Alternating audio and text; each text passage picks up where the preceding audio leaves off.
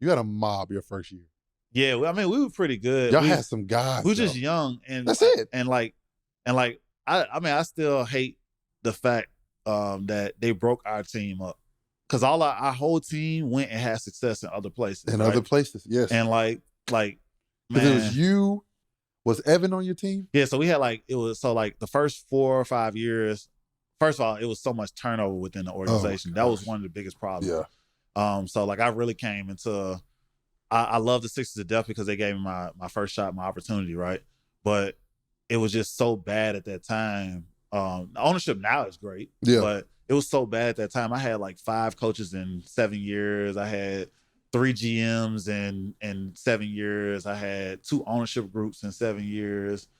So it was just 2 ownership groups is insane. Yeah, it was all over the place. I can name all our coaches that we had over a 7-year period. Bro, first of all, coaches is, you hear shit like that. Ownership groups? 5 coaches in 7 years. That's still a lot. That's crazy. That's crazy. 5 and 7? 5 and 7 don't make no. You don't hear shit like that. Some coaches was getting fired within the same year. What's the team? The team that went to the playoffs. Y'all had Doug. Was it Doug? Yeah, we had Doug. So we had Doug, and they broke that team up. So they said they felt like we peaked out. And y'all are young. You're telling a bunch of 22 to 24-year-olds they peaked out when they haven't even reached their prime yet. That only makes sense. We had Drew. It was Drew Holiday, Andre Iguodala, Lou Will, me, Evan, Elton Brand was on that team. We might have had. I think we had Sam Dellenberg as our center. Yeah, it was. And then Willie Green, and no, they traded Willie. So we had a couple other guys, but I mean, we had a really good team. Yeah, for sure. A good core, for sure. I think LaVoy Allen was on that team. So we had a really good core group of guys, but they was yeah, y'all peaked out, and we was just okay, so what does that mean? And then what are you gonna do, right? And then so I remember Doug texted me, and this is how I knew the team was actually about to break up. I remember Doug texted me, and he was like, yeah, I'm meeting with Dre today. And I was like, okay. So y'all meeting about what? He was like, well, I just want to see where his head is.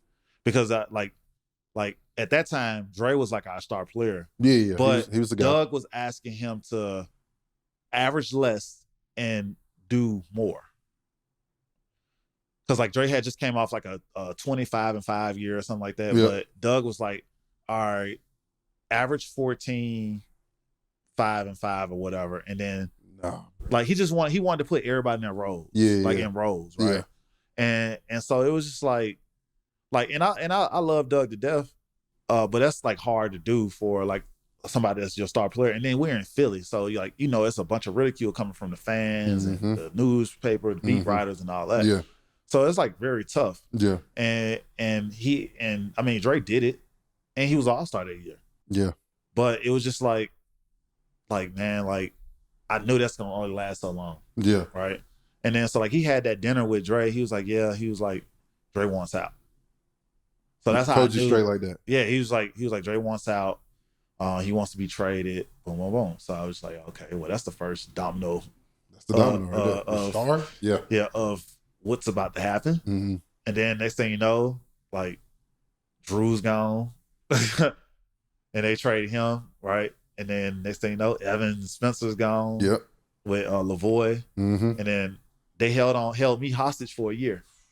I was on one of the worst teams to ever play in basketball history. You were just sitting there. And I'm just there. So I remember coming in and we had Brett Brown as a coach at this time. Yep. And I remember coming in and I told Brett, I said, they should have traded me. Yeah. They had 2 trades on the table and you didn't make either one of those. And you held me hostage. And now I have to sit here the whole year through this. I said, anything y'all want me to do from now on this season should be optional for me. 1,000%. And he was like, I get it. He was like, I get it. He was like, and you know what? You're right. And so I didn't really have to show up to practice or I was just coming for games because we weren't trying to win. Yeah. We was in the Sam Hinkie era. And it's tough. And it's tough because your whole life, you're a natural born competitor. Bro, I felt like every single night, like, and don't get me wrong, I love the team, the guys. And that's how it is too. I love the guys personally. Yeah. But we did not have enough firepower to win games. Yeah. Right. And this might have been like Michael Carter Williams' first year with Tony Roten was in the league already for a couple of years, right? Yeah. So like I'm trying, and like Jason Richardson was on that team, but Jason Richardson had tore his ACL, so he wasn't even there most of the time. Mm-hmm. So like it's like I'm the only vet. Mm-hmm. So like I'm talking to these young guys and they like not listening to me and all this other stuff, and I'm trying to tell them like, bro, we're not that, like they like, oh man, we're gonna win. I said, bro, we're not that good of a team. And like, let's not get ahead of ourselves. Yeah, we started the season 3-0. Oh, and that's when they start getting ahead. I was like, let's not get ahead of ourselves. Yeah. I said, after the first 10 games, teams pick it up. Yeah. Because we had beat like Miami, like championship Miami. Oh. Yeah. That's why they was feeling themselves. Yeah. So I'm like, man, look. Pump the brakes. Yeah. Yeah. Slow your roll. Slow your roll, brother. So like that situation right there was just like, man, like I can't do this. You know what I'm saying? Like, come on. Like, you gotta. What was the 2 situations you had? Like, what you mean? For trades that you could have went to. So it was Houston and Phoenix. Oh. Yeah, it was Houston. You. Yeah, it was Houston and Phoenix. So like I was just like, it was honestly, it felt like I was literally bringing a knife to a gunfight every single night. Yeah. It felt like I was bringing a butter knife to a gunfight. Make that a little worse. Like because I'm going into games knowing that I got to go out here and shoot 20, 25 times a game. That's not even the type of player I am. Exactly. Right. You play the right way. I play the right way. And then I also have to be able to go out there and rebound. I got to be able to get steals. I got to be able to make reads and passes. Like I'm doing everything outside of what my job has been for the past 7 years with the teams that I've had. Mm. So it was just like, it was new. It gave me, and I realized how hard it is for guys in the league to average 20 points a game. Mm-hmm. Like to consistently do that every single year, you are a different breed. Different. And I averaged 18 that year.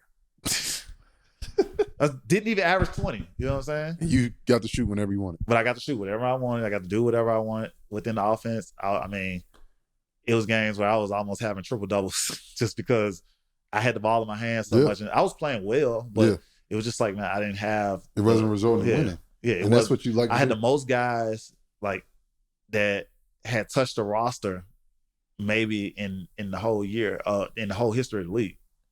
I think we had like 50 different players or something like that. What? Yeah, it was something crazy. Yeah, that's first of all, that's toxic. Yeah, we were just signing guys, just signing a bunch of different guys. Y'all know what time it is. It's the biggest game of the year. We got KC versus Philly in New Orleans. Y'all know who I got. I got KC. I'm putting my money on that quarterback for sure. As you guys know, we are sponsored by DraftKings, an official partner of the NFL, the #1 place to bet on touchdowns, and the official partner of Run Your Race. As you guys know, DraftKings got you. New customers who bet as little as $5 get $200 in bonus bets instantly. So head over to DraftKings, download the app, and use promo code RACE. You can use your $200 in bonus bets on DraftKings same game parlays. And if sports betting isn't legal in your state, DraftKings got you with daily fantasy. So head over to DraftKings right now, download the app, use promo code RACE. New customers who bet as little as $5 get $200 in bonus bets instantly. DraftKings, the crown is yours.